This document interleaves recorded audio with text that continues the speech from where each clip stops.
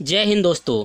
आज मैं आपको बताने वाला हूँ क्लास 12th का पूरा एकदम हिंदी का निचोड़ है, जो कि पूरा 100% यही प्रश्न टपक से टपकने वाला प्रश्न है। तो अच्छे से ध्यान से देखना, सब कुछ समझा दूंगा। तो एक काम करना है, सबसे पहले तो आप वीडियो में नए हो तो जल्दी से जाकर के चैनल को सब्सक्राइब कर लेना, देन एक बेल आइकन को ऑल कर देना और एक लाइक कर देना और ज़्यादा से ज़्यादा दोस्तों को शेयर कर देना, जिससे कि क्या है कि आने वाला वीडियो का नोटिफिकेशन आपको सबसे पहले मिलेंगे फ्रेंड। तो चलिए वीडियो को स्टार्ट करते हैं और आपको जो है स्टेप बाय स्टेप सारा क्वेश्चन एकदम ट्रिक के हिसाब से पूरा हिंदी का समाप्त कर दूंगा। लेकिन आपको कहीं जाने की ज़रूरत नहीं है, न भटकने की ज़रूरत है। आपको पूरा A to Z मैं कंप्लीट करने वाला हूँ और ट्रिक के हिसाब से लिखने का तरीका कैसे है और इसका बेस्ट तरीका बताऊँगा और आपको अच्छे तरीके से पूरा 100% अच्छे तरीके से लिख भी पाओगे और पूरा बिना याद किए और बिना कुछ किए पूरा नंबर जो है आप 400 पूरे अच्छे तरीके से ले आओगे 500 में से। तो अच्छे से ध्यान से देखना, सब कुछ समझ में आ जाएगा।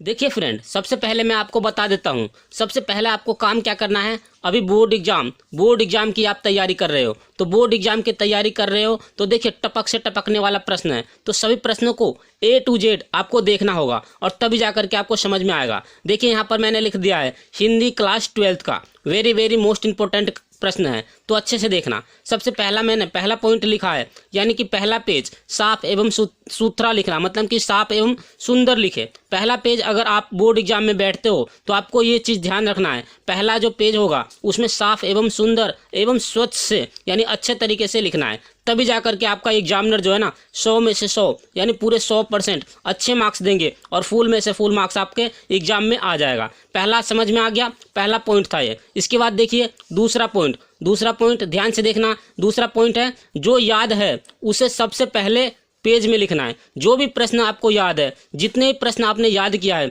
वो प्रश्न आपको याद है तो सबसे पहला पेज में उसी प्रश्न को आपको लिखना है। सबसे पहले पेज में उसी प्रश्न को क्या करना है, आंसर लिखना है और अच्छे तरीके से लिखना, क्योंकि पहला पेज अगर आप लिखते हो सुंदर एवं साफ एवं स्वच्छ तो अच्छे तरीके से आपका जो है ना एग्जामिनर जो आगे वाला नंबर भी फुल में से फुल मार्क्स देता चला जाएगा। देखिए फ्रेंड, तीसरा पॉइंट क्या है, तीसरा पॉइंट को ध्यान से देखना, सब कुछ समझ में आएगा। देखिए जो प्रश्न याद है यानी जो प्रश्न आपको याद नहीं है उस प्रश्न को क्या करेंगे, बीच में लिखेंगे। जैसे मान लीजिए आपने पहला पेज आपने कंप्लीट अच्छे एवं स्वच्छ एवं सुंदर से लिख दिया, फिर आपने दूसरा पेज भी आपने अच्छे से और सुंदर से लिख दिया, फिर आपने तीसरा पेज अच्छे से और एवं सुंदर से लिख दिया। तो अच्छे तरीके से 3 पेज आपको क्रम वाइज सुंदर से लिखना है। जैसे चौथे पेज पर जाएंगे तो आपको क्या करना है, जो प्रश्न याद नहीं है उस प्रश्न को क्या करेंगे, बीच में हमें क्या करना है, उस प्रश्न को आंसर बना करके लिखने होंगे। यही तो ट्रिक था इसमें। अब देखिए तीसरा के बाद आता है चौथा प्रश्न जो है, जैसे मान लीजिए चौथा पॉइंट जो है हमारा, लास्ट का पेज भी साफ एवं सुंदर लिखे। लास्ट का जो पेज होगा उसमें आपको क्या करना है, 100% साफ एवं सुथरा एवं स्वच्छ लिखना होगा। तभी जाकर के एग्जामिनर जो क्या करेंगे, फुल में से फुल मार्क्स पूरे देंगे। और इन सभी से पहले आपको काम क्या करना है, सबसे पहले देख लीजिए यहाँ पर मैंने लिखा है पांचवा पॉइंट जो है ना सबसे पहले आपको आजमाना है, यानी पहले ये काम करना है। तो देखिए एग्जाम हॉल में एडमिट कार्ड लेकर के जाना है, लेकिन एडमिट कार्ड आपको ब्लैक एंड वाइट लेकर जाना है या रंगीन लेकर जाना है, यह आपके ऊपर डिपेंड करता है। लेकिन आप जो है ना रंगीन करके इसका लेमिनेशन करा करके एडमिट कार्ड को तब लेकर के जाइएगा, क्योंकि वहाँ पर अगर अच्छे से लेकर के जाते हो तो आपको जो है एग्जाम हॉल में बैठने देंगे। अगर आपका एडमिट कार्ड खो जाता है तो आपको एग्जाम हॉल से भगा दिया जाएगा, ठीक है। तो इस चीज़ का विशेष ध्यान रखना। इसके बाद देखिए आपके पास एडमिट कार्ड तो होना ही चाहिए, साथ ही साथ आपके पास एक ब्लैक पेन होना अनिवार्य है, और या 1 या 2 ब्लैक पेन ले लीजिए, इसके बाद 2 ब्लू पेन ले लीजिए, और इसके साथ ही साथ आपके पास एक पेंसिल होना चाहिए और एक रबर होना चाहिए और एक कटर होना चाहिए। ये 100% ये सामान जो मैंने बताया है ये सभी जो आपके पास होना चाहिए, तभी जाकर के आपको जो है ना एग्जाम में पूरे मार्क्स आ जाएगा और इसी को फॉलो करना है। चलिए अब अगला मैं ले चलता हूँ अगला पॉइंट की तरफ, जो कि हिंदी का पूरा निचोड़ प्रश्न जो मैंने लिख रखा है 100% पूरे यही प्रश्न आने वाला है। तो ध्यान से देखना और वीडियो को बिल्कुल भी स्किप नहीं करना, क्योंकि अगर वीडियो स्किप कर करके देखते हो तो आपको कुछ भी समझ में नहीं आएगा। सबसे पहले तो आपके एग्जाम में ये प्रश्न पूछे जाते हैं, जैसे कि जीवन परिचय किन्हीं 3 में से किसी एक का करना होता है। जैसे देखिए पहला प्रश्न जो है हमारा वासुदेव शरण अग्रवाल जी का, तो आपको जो अगर वासुदेव शरण अग्रवाल का याद है तो आप इसके बारे में लिख सकते हो। दूसरा है हमारा आचार्य हजारी प्रसाद द्विवेदी, तो इसका अगर याद है तो इसको लिख सकते हो। और तीसरा है हमारा अयोध्या सिंह उपाध्याय हरिओत जी। तो आप इसका जो है लिख सकते हो, मतलब तीनों में से कोई एक करने हैं। इनकी रचनाएं एवं इसकी भाषा शैली सभी कुछ आपको करने हैं, तब जा करके आपको पूरा फुल 5 मार्क्स पूरे मिल जाते हैं जीवन परिचय में। ये तो हमारा था गद्य का। इसके बाद देखिए पद्य का जीवन परिचय क्या है। सबसे पहले आपको करना है जयशंकर प्रसाद का जीवन परिचय, इसके बाद लिखना है आपको भारतेंदु हरिश्चंद्र का जीवन परिचय, इसके बाद करना है आपको महादेवी वर्मा का जीवन परिचय, जो कि 100% पूरे याद करके आपको एग्जाम में जाना है, तभी जा करके आपका जो ना इसमें भी 5 में से 5 मार्क्स पूरे मिल जाएंगे, यानी 5 नंबर पूरे प्राप्त कर लोगे। और देखिए एक बात और बताना चाहता हूँ, ध्यान से सुनना। सबसे पहले देखिए आर्ट साइड का हो तो भी ये प्रश्न आपके लिए बहुत ही इंपॉर्टेंट है, वेरी वेरी मोस्ट इंपॉर्टेंट है। अगर आपने साइंस साइड लिया है तो भी आपके लिए वेरी वेरी मोस्ट इंपॉर्टेंट प्रश्न है। अगर आपने पीसीबी ले रखा है तो भी आपके लिए वेरी वेरी मोस्ट इंपॉर्टेंट प्रश्न है। अगर आपने पीसीएम लिया है तो भी आपके लिए वेरी वेरी मोस्ट इंपॉर्टेंट प्रश्न है। तो अच्छे तरीके से 100% आप सभी के लिए ये प्रश्न है। तो मैं इस प्रश्न का हल सहित पूरे करके दिखा रहा हूँ, तो ध्यान से देखना। और बोर्ड में कैसे लिखना है वो सभी तरीका बता रहा हूँ, तो बिल्कुल भी वीडियो को स्किप नहीं करना, स्टेप बाय स्टेप सब कुछ आपको देखते जाना है। ठीक है फ्रेंड, सबसे पहले मैं लिखने वाला हूँ वो वासुदेव शरण अग्रवाल का जीवन परिचय, यानी डॉक्टर वासुदेव शरण अग्रवाल का जीवन परिचय कैसे लिखना है। सबसे बढ़िया मोस्ट इंपोर्टेंट चीज है, आपको ध्यान से देखना है, सब कुछ समझ में आ जाएगा। इस वीडियो को अंत तक देखते रहना। देखिए सबसे पहले आपको लिखना वासुदेव शरण अग्रवाल का जीवन परिचय, हिंदी में 100% पक्का आएगा। सबसे पहले आपको लिखना वासुदेव शरण अग्रवाल का जीवन परिचय। जीवन परिचय लिखने से पहले आपको बता देता हूँ, 10 नंबर पक्का करवा देता हूँ जीवन परिचय का। ध्यान से देखना और अपने नोट कॉपी में नोट करते जाना, क्योंकि नोट करोगे तभी जा करके आपको जो है याद जल्दी जल्दी हो जाएगा। अब देखिए सबसे पहले आपको लिखना क्या है, स्मरणीय तथ्य। स्मरणीय तथ्य लिखना है किसका, वासुदेव शरण अग्रवाल जी का।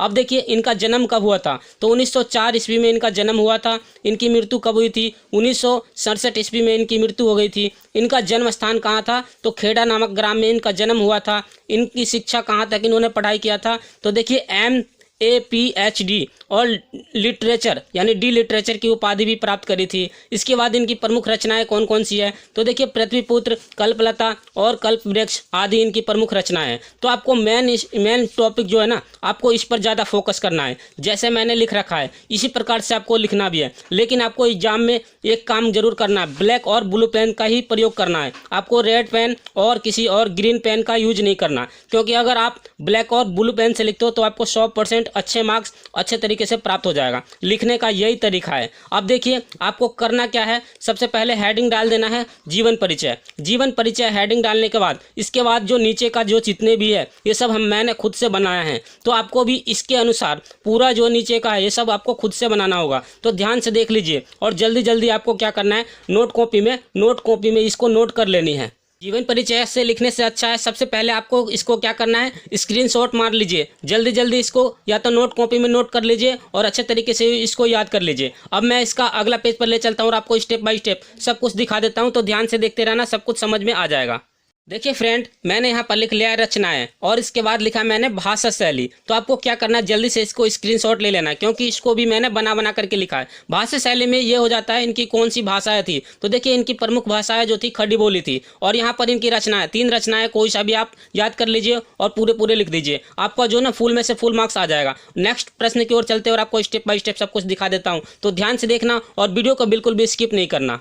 देखिए फ्रेंड, नेक्स्ट जो है हमारा जीवन परिचय पद्यांश का जयशंकर प्रसाद जी का जीवन परिचय लिखिए। इन तीनों में से किसी एक का लिखना है, तो अच्छे से देखना, बिल्कुल पक्के से समझा देता हूँ, 100% यही प्रश्न आने वाला है। तो देखिए यहाँ पर मैंने लिख लिया जयशंकर प्रसाद का जीवन परिचय। सबसे पहले आपको ऐसे ही लिखना है जैसे स्मरणीय तथ्य, जैसे मैंने पिछले वाले जीवन परिचय में बताया है। और आपको लिखना है जन्म 1889 ईस्वी में या 1890 ईस्वी में इनका जन्म हुआ था। इनकी मृत्यु जो है 1937 ईस्वी में हुआ था। इनके पिता का नाम बाबू देवी प्रसाद जी थे। इनका जन्म स्थान काशी में हुआ था। इनकी प्रमुख रचनाएं कंकाल, तितली, एक गुट और कामना आदि इनकी प्रमुख रचनाएं हैं। तो आपको इसको अच्छे तरीके से स्क्रीनशॉट ले लेनी है और इसको जो है अपने नोट कॉपी में नोट कर लेनी है। अच्छे से देखिए और जल्दी जल्दी अपने नोट कॉपी में इसको नोट कीजिए, क्योंकि थोड़ी देर के लिए मैं रोक रहा हूँ, ठीक है। अब चलिए इसकी देखिए, इनकी रचनाएं भी आपको लास्ट में लिख देना है, जैसे मैंने यहाँ पर लिखा है चंद्रगुप्त और स्कंदनगुप्त, ध्रुव स्वामिनी आदि इनकी प्रमुख रचनाएं हैं। तो अच्छे से आपको दिख गया होगा। चलिए अब नेक्स्ट क्वेश्चन की ओर चलते और आपको स्टेप बाय स्टेप इसी प्रकार से दिखा देता हूँ।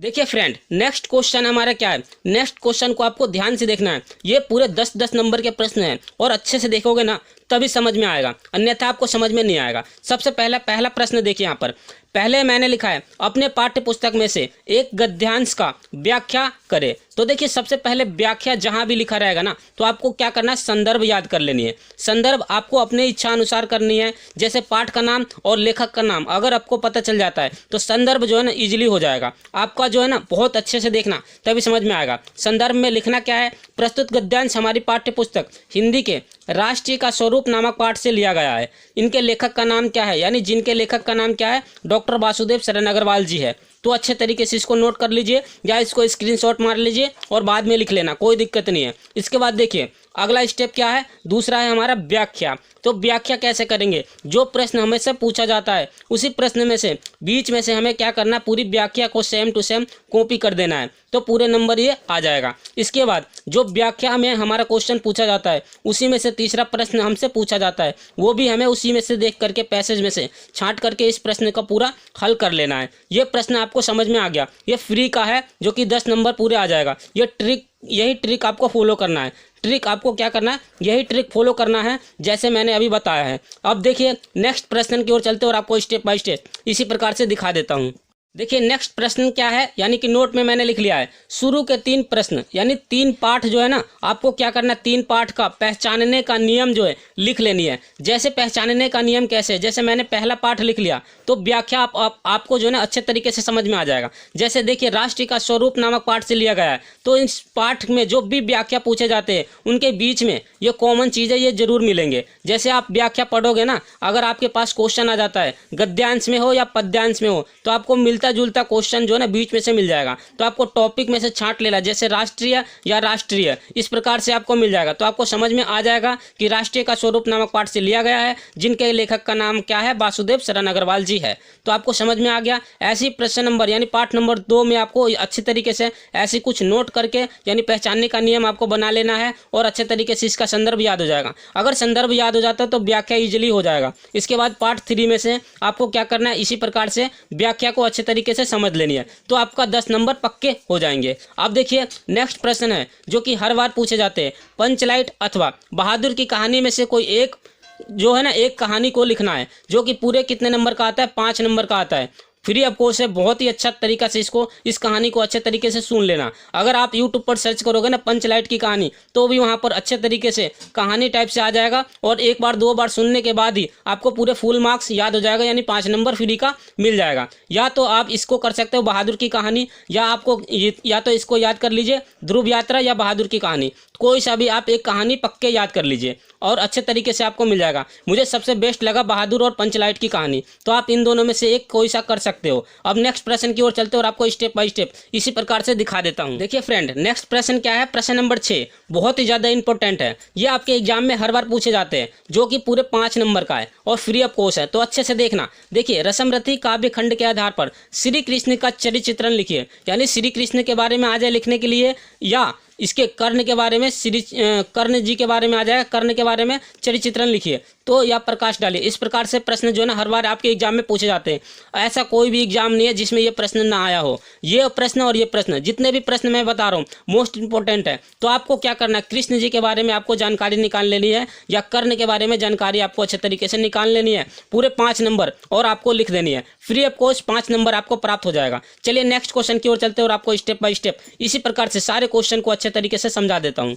देखिए फ्रेंड नेक्स्ट प्रश्न है प्रश्न नंबर 5। देखिए यहाँ पर प्रश्न जो है हमारा अदल बदल हो सकता है, बट जो भी मैं बता रहा हूँ वेरी वेरी मोस्ट इंपॉर्टेंट प्रश्न बता रहा हूँ, और इसके साइड में जितने भी अंक भी मैंने दर्शा रखा है जो कि हर बार पूछे जाते हैं, और यही प्रश्न जो है ना आपके एग्जाम में टपक से टपकने वाले प्रश्न है, तो अच्छे से देख लेना। सबसे पहले देखिए यहाँ पर मैंने लिखा है संस्कृत में अनुवाद कीजिए। संस्कृत में आपके पास जो ना इसी प्रकार के प्रश्न पूछे जा सकते हैं, जैसे कि मैंने पहला प्रश्न लिखा है सुखार्तिन कुतो विद्या विद्यार्थिन कुतो सुखम, सुखार्थी तेजवत विद्या विद्यार्थी तेजवत सुखम, यानी कि सुख चाहने वाले व्यक्ति को विद्या कहाँ से प्राप्त होगी और विद्या चाहने वाले व्यक्ति को सुख कहाँ से प्राप्त होगी। मतलब कि जो सुख चाहेगा वो जो सुख की इच्छा करेगा उसको विद्या कभी प्राप्त नहीं होती, और जो विद्या का इच्छा करता है ना उसको सुख कभी भी प्राप्त नहीं होता। इसका अर्थ ये है, आप इसका अर्थ भी अच्छे तरीके से लिख सकते हो। इसके बाद देखिए अथवा में मैंने दूसरा लिख लिया है, तो आप इसको जल्दी से जाकर के नोट कर लीजिए और इसको याद कर लेना। अब देखिए नेक्स्ट प्रश्न है, नेक्स्ट प्रश्न नंबर 6। यहाँ पर मैंने लिखा है वियोग श्रृंगार अथवा हास्य रस।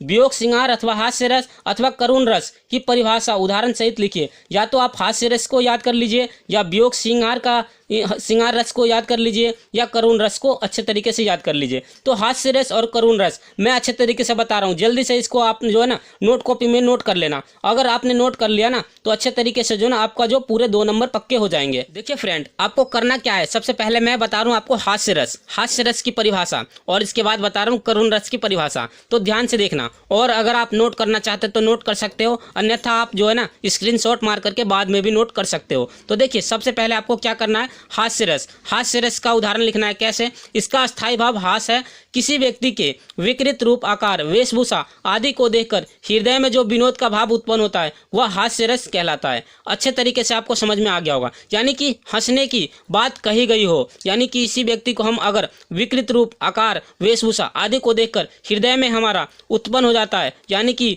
हंसने का मन करता है, उसी को हम क्या बोलते हैं, हास्य रस कहते हैं। तो अच्छे तरीके से आपको समझ में आ गया होगा। इसके बाद आपको उदाहरण जल्दी से याद कर लेनी है। नाना वाहन नाना बेसा, बिहसे शिव समाज निज देखा, को मुखहीन विपुल मुख काहू, बिन पद करके को बहु बाहू। तो अच्छे तरीके से इसका उदाहरण अच्छे तरीके से आप अपने नोट कॉपी में नोट कर लेना, नहीं तो स्क्रीनशॉट मार करके बाद में आप नोट कर सकते हो। चलिए आप नेक्स्ट प्रश्न की ओर ले चलता हूँ, आपको स्टेप बाय स्टेप इसी प्रकार से दिखा देता हूँ, और करुण रस के बारे में भी अभी बता रहा हूँ। ध्यान से देखना, क्योंकि वीडियो को बिल्कुल भी स्किप नहीं करना। वीडियो भले ही लंबी हो जाए, लेकिन आपको पूरा प्रश्न आपको देख करके ही जाना है। फ्रेंड, नेक्स्ट प्रश्न है हमारा करुण रस अथवा में था, तो इसको भी जल्दी से आप नोट कर लीजिए। इसका स्थायी भाव शौक होता है। शौक नाम अस्थायी भाव जब विभव, अनुभव और संचारी भावों की पुष्टि की जाती है तो करुण रस कहलाता है। तो ये भी बहुत ही ज्यादा इंपॉर्टेंट प्रश्न है, अच्छे तरीके से इसको नोट कर लीजिए। अब देखिए इसका उदाहरण क्या लिखना है। मनी खोए भुजंग सी जननी, फंसा पटक रही थी शीश, अंधी आज बनाकर मुझको किया न्याय तुमने जगदीश। बहुत ही ज्यादा इंपॉर्टेंट प्रश्न है, और ये टपक से टपकने वाला प्रश्न है।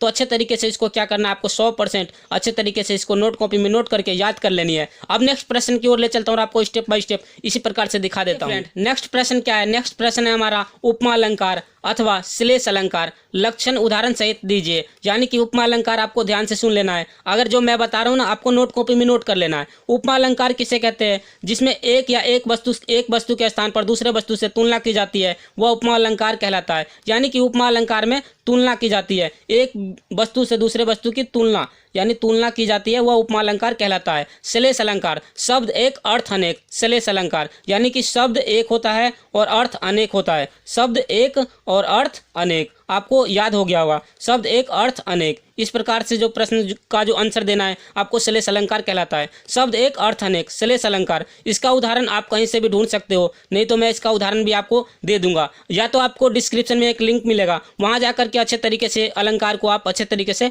पढ़ सकते हो। अब देखिए नेक्स्ट प्रश्न है प्रश्न नंबर 8। प्रश्न नंबर 8 क्या कह रहा है, दोहा अथवा कुंडलिया छंद का लक्षण उदाहरण सहित दीजिए। तो इसका भी डिस्क्रिप्शन में लिंक मिलेंगे, वहां से आप जाकर देख सकते हो। देखिए 2-2 नंबर का आ रहा है, यानी 6 नंबर पूरे पक्के हो जाएंगे। तो अच्छे से इसको देख लेना, वीडियो को डिस्क्रिप्शन में लिंक है, वहां से जाकर के पूरे वॉच कर लेना और अच्छे से समझ में आ जाएगा। अब देखिए नेक्स्ट प्रश्न है प्रश्न नंबर 9। प्रश्न नंबर 9 क्या कह रहा है, यानी कि बहुत अच्छे से समझ लेना, क्योंकि इस प्रकार से जो ना आपको एप्लीकेशन लिखने के लिए आ जाएगा। पूरे 6 नंबर का मार्क्स आता है इसमें, पूरे 6 नंबर, और बहुत ही अच्छे तरीके से आप लिख भी सकते हो। तो ध्यान से देखना वीडियो को बिल्कुल भी स्किप नहीं करना, और अपने नोट कॉपी में नोट करते जाना चाहिए, क्योंकि नोट करोगे ना तभी जाकर के आपको समझ में आएगा, 100% समझ में आएगा। फ्रेंड, मैं यहाँ पर 2 प्रश्न बता रहा हूँ, 2 प्रश्न जो है वेरी मोस्ट इंपोर्टेंट प्रश्न है, तो अच्छे से देखना।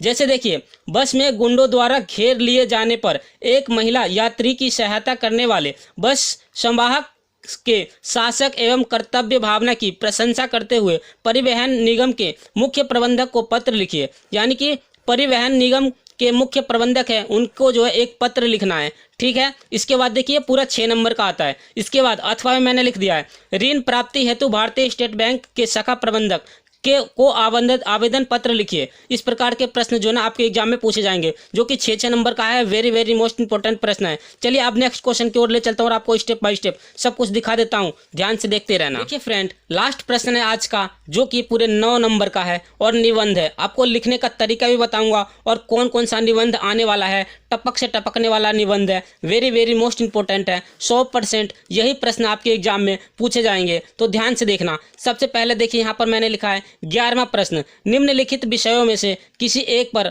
अपनी भाषा शैली में निबंध लिखिए। मतलब कि अपनी भाषा में पूरे निबंध को लिखने हैं, जो कि पूरे 9 नंबर का आता है। ध्यान से देखना, पहला प्रश्न है इसमें, मेरे आदर्श शिक्षक, यानी कि आपके आदर्श शिक्षक जो है उसके ऊपर एक निबंध लिखना है। अब देखिए दूसरा प्रश्न है, हमारा राष्ट्रीय त्यौहार, हमारे जो राष्ट्रीय त्यौहार है उस पर एक निबंध लिखनी है। तीसरा प्रश्न है हमारा, नर हो ना निराश करो मन को, इस प्रकार से प्रश्न आ जाएगा, इस पर हमें निबंध लिखनी है। इसके बाद है प्रश्न नंबर 6, सूचना प्रौद्योगिकी और मानव कल्याण के लिए एक निबंध लिखने हैं, जो कि वेरी वेरी मोस्ट इंपॉर्टेंट है। इसके बाद देखिए डैम है, बदलती शिक्षा नीति की का छात्रों पर निबंध का प्रभाव क्या है। मतलब कि निबंध लिखनी है बदलती शिक्षा के ऊपर। तो अच्छे से ये क्वेश्चन आपको समझ में आ गया होगा। इसमें मैंने 5 प्रश्न लिखा हुआ है, लेकिन एक एक्स्ट्रा प्रश्न और मैंने डाल रखा है, ध्यान से देखते जाना, सब कुछ समझ में आ जाएगा। और एक्स्ट्रा प्रश्न ये है, मैंने यहाँ पर लिखा है जनसंख्या नियंत्रण। जनसंख्या नियंत्रण पर निबंध किस प्रकार से लिखना है, और जितने भी मैंने निबंध बताया है ये निबंध किस प्रकार से आपको लिखना है बोर्ड एग्जाम में।